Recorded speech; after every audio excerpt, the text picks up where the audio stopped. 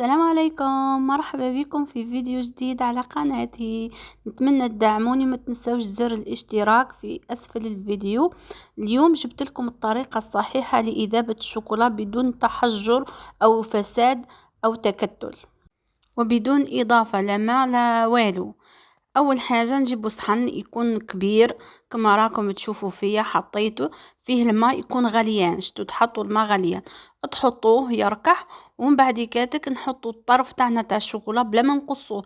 يعني كما تحبوا تقصوه لتسريع العمليه، ولا تحبوا ما تقصوهش، كيف كيف راح يدوبوا لزوج حوايج.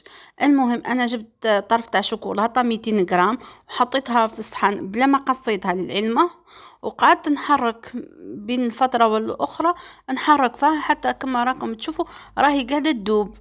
كي تذوب لنا وتذوب لنا رايحين تحصلوا على شوكولاتة تلمع، راني نعتلكم فيها وهي تذوب.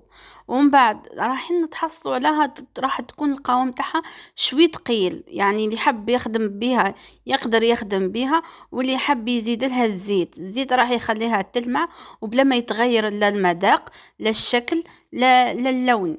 يعني رايحين تقعد كما راهي، وشنو تخفف شويه تولي تسيح شوي. وعلاه؟ لانه نسحقوها باه نقلاصو بها الكاطو. كي نعودو من نراش راح نقلاصو بها الكاطو، رايحين مثلا كما البتي فور الحوايج هذيك، ولا رايحين نديرو خطوط نقدروا نخليوها كما هذه، وراح تعاونها يعني باه تجمد. حسنا، خاصة إذا حطيناها في ليمول تاع السيليكون، ما لازمش نزيدو لها حوايج بزاف. بعد ما ندوبها شوفوا لكل 100 غرام شوكولاتة، يعني كل قطعة فيها 100 غرام، راح نحطوا مغرف كبيرة زيت.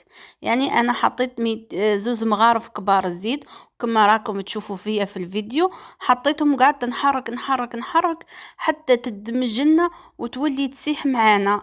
راني نعدلكم يعني بدون تعقيدات، بدون مجهود، رايحين تتحصلوا على احسن شوكولا.